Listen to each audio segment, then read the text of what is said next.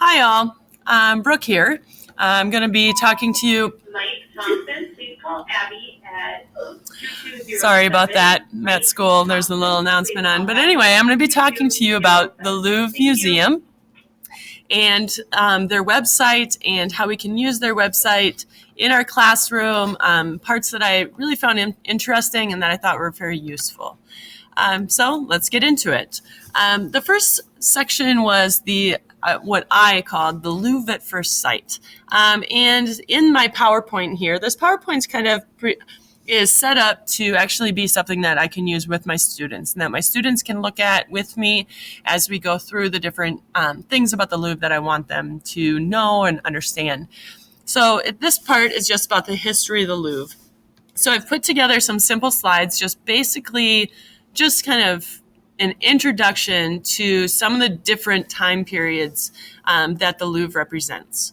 So we have before the Louvre was even really constructed and having artifacts and knowing that people were actually in the area. In the Middle Ages, when kings started to use the Louvre as the residence, and then as emperors and other rulers needed to come back to the capital city of Paris, living there as well. And then to our modern day Louvre. After we go through these introductory slides that I have put together, the next slide is where now the students can find the link to actually get into the website. The website here, I really liked this section, kind of setting up what the Louvre was all about, what it used to be, what it is now. And so the different introductions that I had are relative to these tabs here. I would maybe put my students into groups of 2, and they could explore each of the five tabs. Just kind of clicking on one tab here, looking at it. I like this because it's not overwhelming. There's just 1 or 2 paragraphs to read, and then several pictures to kind of look at. It's nothing that they're going to get too bored with. It's not going to be overwhelming or over their heads.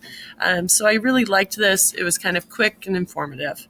So after they look at each of the 5 sections with their partner, we can go back to the slide show, and the next slide is it's a little formative assessment that I've put together. Pear Deck is an application or a program that we can use that will ask questions to the entire class at the same time, and I can kind of see the responses in as they put the responses in. So anyway, they're going to click on Pear Deck. It will bring them to a spot where they sign in. So I'm going to sign in here. We will see the teacher side of what this looks like. Theirs will look very similar. They just won't see quite as much. And so the Pear Deck that I put in it's this one here. And I'm going to start presenting it. I'm going to show it up on my screen just as I would my PowerPoint. And it will load up in here.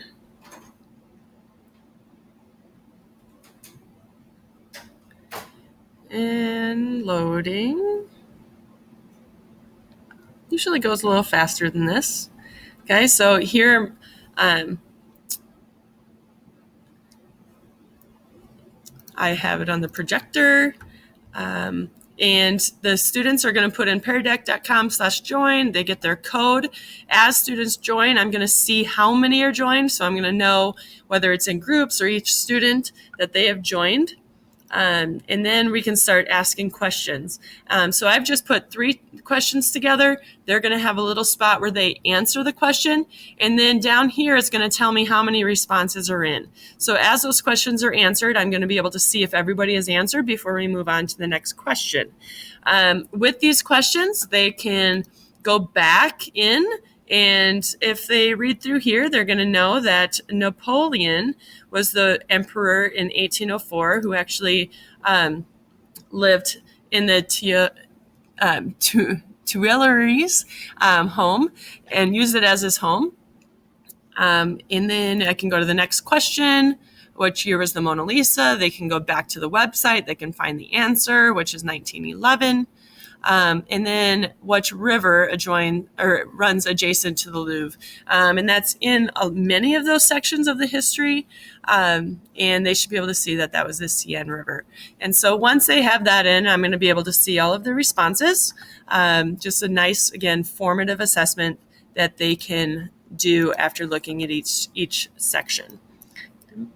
The next section I have here, which will probably be done on another day, this PowerPoint's not set up to be all done in one day. It's going to be over multiple days, but it's the crazy little thing called Louvre.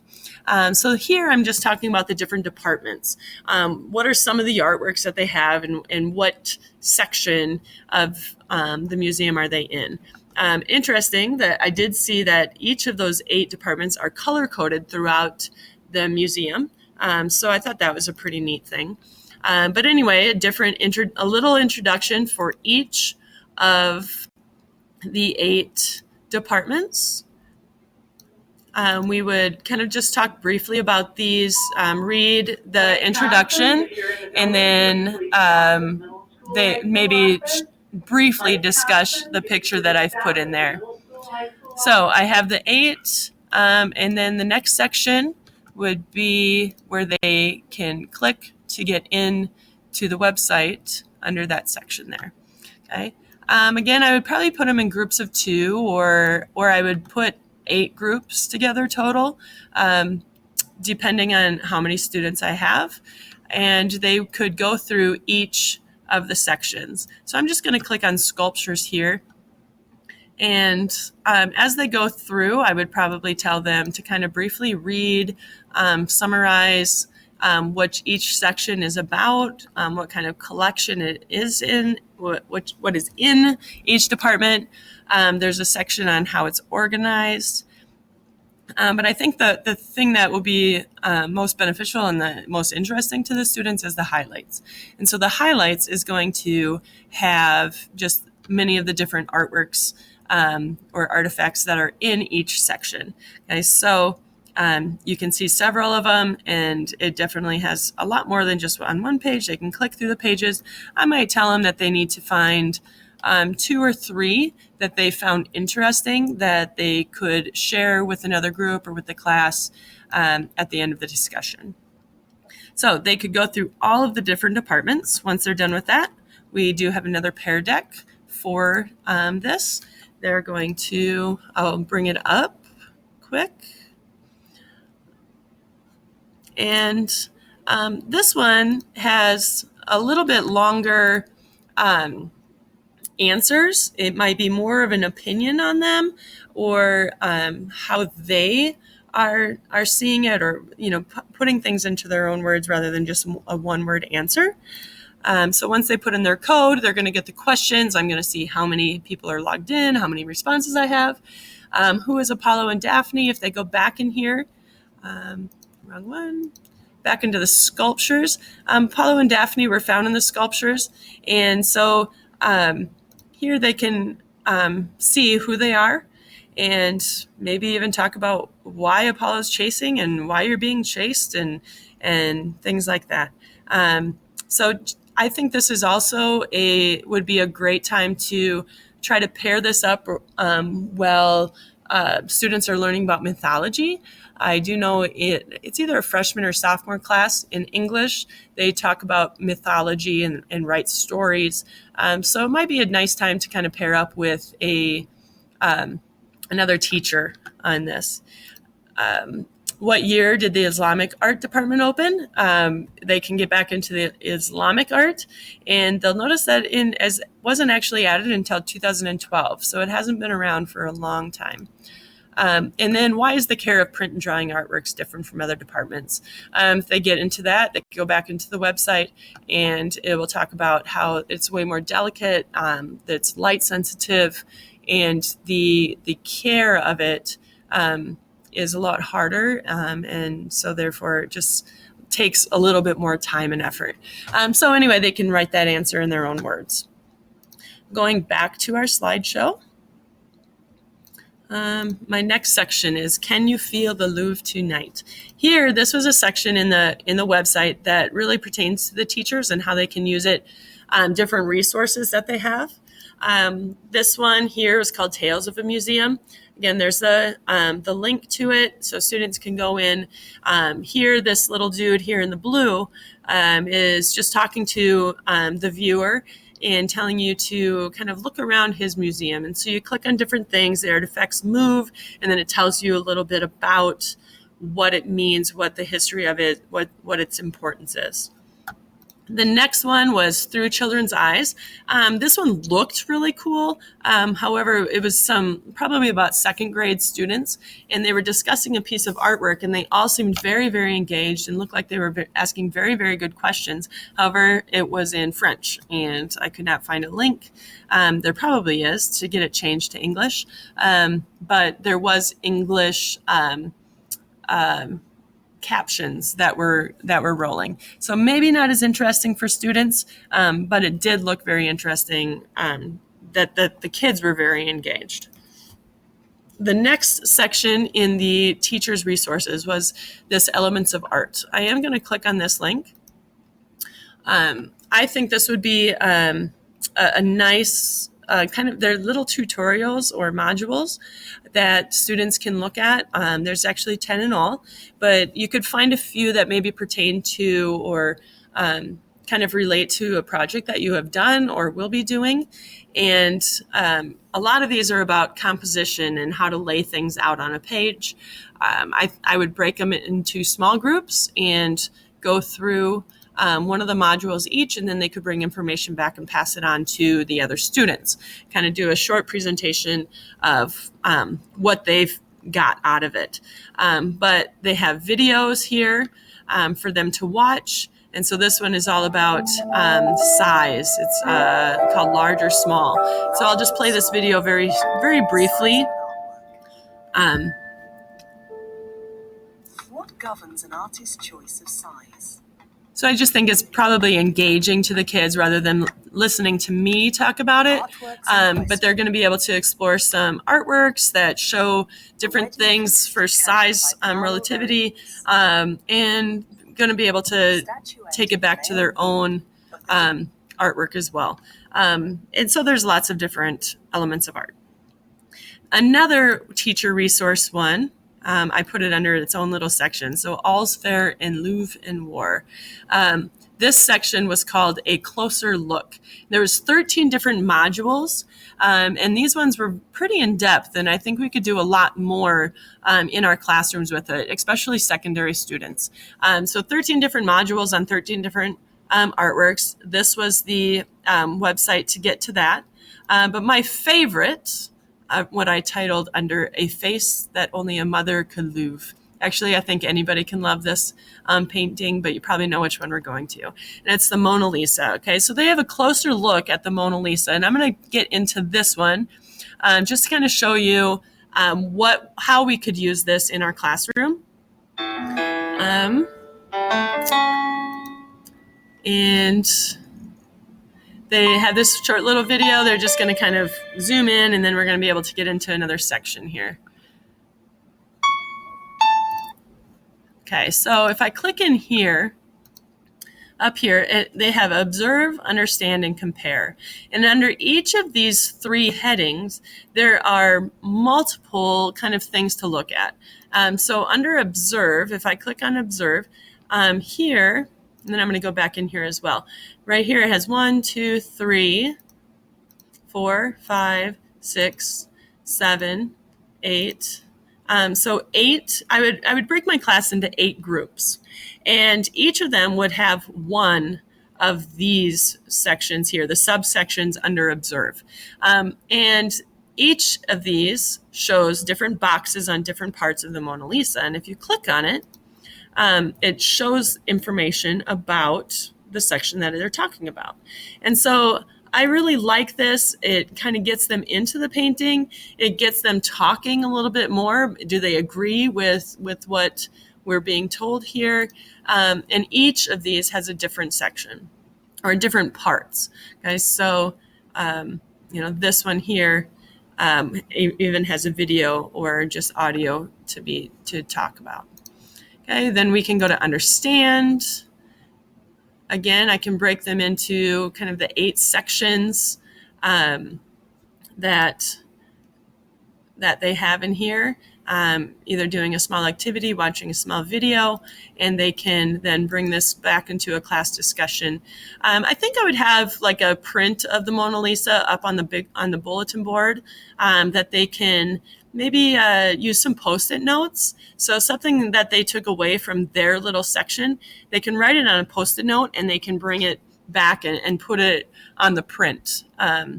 And then we have the section on compare. So this one's pretty fun too. Kind of comparing it to other prints that are like it, or maybe how they've changed it, or other portraits, the lighting, all that kind of stuff. So they can kind of play around. It's interactive and very informative. So anyway, most of these a closer look similar to this. I just thought that I would show you the Mona Lisa one first. Going back to our slideshow, not a lot left in here. So I have Addicted to Louvre. Okay, this one in here, they have a personal space account where you can go in, you can register for an account, then you can bookmark pages within their website so you can get to them a little bit faster. Okay. So after we talk about all of this, I do have another Pear Deck here, but right here, this Pear Deck is, I just want them to simply tell me, what are your thoughts on the Louvre? So, do they feel that, that they would like to go to the Louvre, that they'd be interested in it? Do they think they'd be bored if they went to it? What kind of things to kind of stick out to them, what draws them in, just getting their thoughts. And so I'd probably use this as more of an exit slip that they just have to get in, write about it before they can leave. Just a short little thing. Okay. The next information is, not super informative, but just kind of fun. Stop in the name of Louvre. So these are some visitor tips. We have our hours. We're talking, what times they can come. We have admission. And so I think this would be something that I would talk to my students about, that it's $20, okay, or 17 euros. And so talking about them, would they go for $20? And this is something that we've talked in our class. And, is this an elite museum? And is it going to turn away people that can't afford to pay, that 20 American dollars to it? But then if we talk about that, now I give you a little bit more information about admission. Now it's free for under 18. It's free for the European Economic Area residents. It's free for people with disabilities and their carer that comes with them. And if you can show proof of, like welfare or, those types of things, then you also get in free. And so does that change the view of how you look at this museum? And is it no longer an elite museum, but they have a lot of ways that anybody can get into this museum.